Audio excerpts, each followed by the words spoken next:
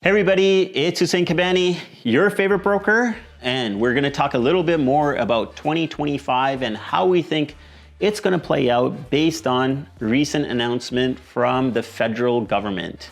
Particularly, Justin Trudeau has agreed to resign. I intend to resign. Yet he'll still stay in power until another leader is chosen and they've prorogued government for 90 days, so no one can pass a non-confidence vote. But I think everyone has a different opinion on how that's going to go down. Definitely, you can tell from my tone that I have my own. But hey, how is this actually going to impact our markets overall in 2025? I think that maybe we won't see so much of it up front because overall in the real estate market, I think we're going to start to see the market pick up a little bit. We're at the very beginning of January right now. I think January might be a little bit cooler, kind of going into the end of January. Usually that's the back half of January picks up, and then we have a little bit more momentum in February, and then March really starts to kind of pick up. I think we're going to follow that pattern this year, especially because last year in 24, we really had a weird pattern and it was really like evening out things. So I think now that everything is evened out, we might be able to rely on normal seasonality. So I think that if that kind of happens, I don't think the political landscape is going to affect us at the first half of the year. Plus, it's going to probably take them some time to get back to government, pass a non-confidence vote, run an election. And by the time that they get into office, I don't know when that would be, May, June, you're basically halfway through the year. And the changes that they're going to start to make at that point, I don't think that are really going to affect many things. That being said, I think what's going to end up happening is it's going to depend on the tone of how they're going to take things. I think already we have some type of indication that they've already started cutting down on immigration numbers. Now the thing is going to be how much lower are they going to make those immigration numbers? Are they going to go to zero? And also, are they going to basically look at the people that are here right now on student permits, work permits and whatnot, and start to not renew those permits and have a bunch of people leave?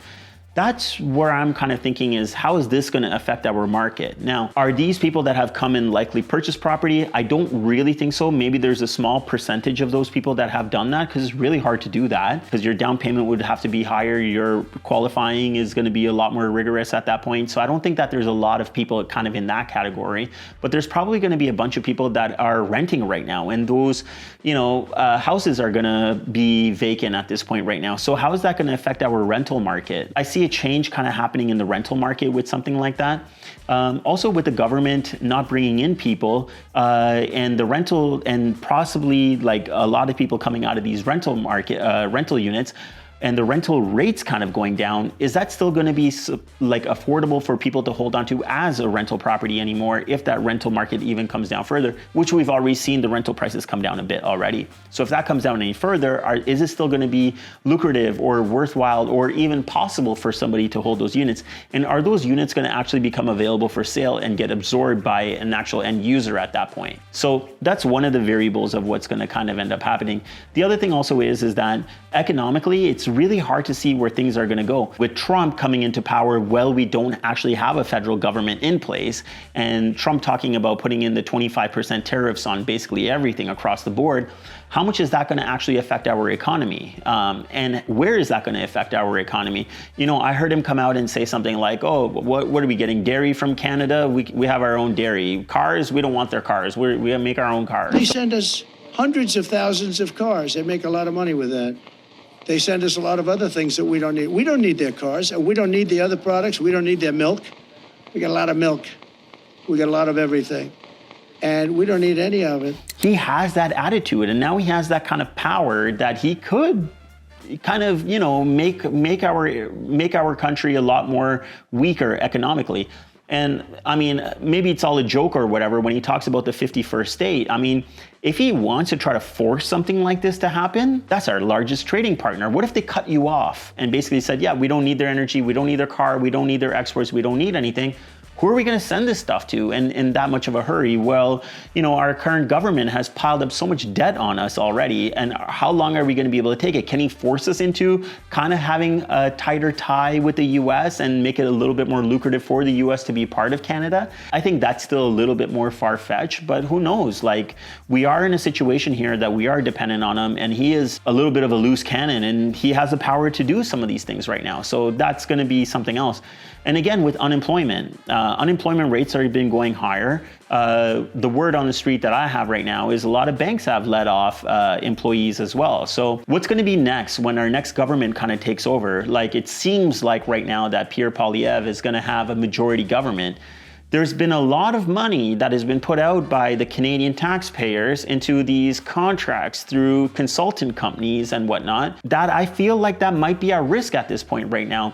What are we going to be focusing on? Like fixing the country? Or are we going to be focused on fixing other kind of programs that these consultants are, reviewing right now? So I think that maybe the Conservative government might have the approach of saying, hey, this is great to do if we had the, financial flexibility of doing it. But at this point right now, we don't because of the spending that happened during the Trudeau time.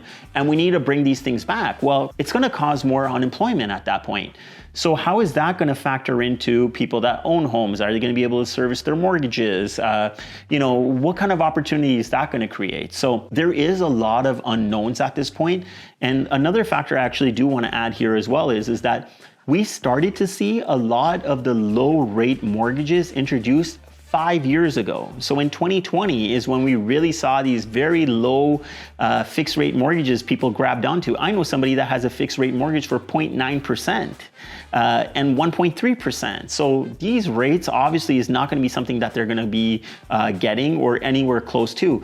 What's the best shot if somebody has a mortgage kind of coming in June, July? Like the best shot I think is like 3.5, 3.75, just under 4, somewhere in that range. So, but if you actually qualified at your max and you are paying a 1.3% mortgage, based on how inflation has been over the past 5 years, so cost of goods of everything going up, your cost of living going up, and then your rate going from like 1.3 to like say 3.75%, are you actually going to be able to stay in that place at this point right now? So there is some fear of all of that. So the fears that I've kind of talked about is the unemployment, the interest rate kind of changes, and then maybe, I don't want to call it deportation, but like these people with, visas that are expiring, whether they're student or work visas, them leaving the country. This is going to cause some kind of excess supply in the market. Now, the question is that do we have enough people that were standing in the sideline waiting for everything to level off, which we kind of saw in 2024, and we saw the interest rates come down. And I believe that these people that were sitting in the sideline have a little bit more confidence in the market at this point right now. So is that going to be enough to absorb whatever this is going to cause here right now? That's still left to see. My opinion is that, and that's why I keep saying that even in 2025, I feel like we're gonna probably have a balanced market. I don't think that we're gonna have crazy growth. I think that we're gonna probably have a little bit more transactions than we did the previous year. And I think that we're probably gonna see stable inventory because I think as many people that need to exit or want to exit the market, I think we have that many people waiting on the sideline from middle of 22 into 23 into 24, and now we're going to feel confident enough to pull that trigger, and that supply is going to be there, the interest rates are going to be there. So I think that we probably will see more of a balanced market going in, but it's still going to be a wild card with what happens with the government. What are your guys' thoughts about all of this stuff right now? How do you think that, the government change, we were going to have it in 2025 anyways, it was just going to be towards the end of the year. How do you guys think this is going to affect us happening kind of mid-year right now? Do you think that a new government coming in is going to have an impact on our market, our economic market at the back half of 2025? Do you guys think that when Trump comes in towards the end of January, mid to end of January 2025, is that going to have an effect on our economy?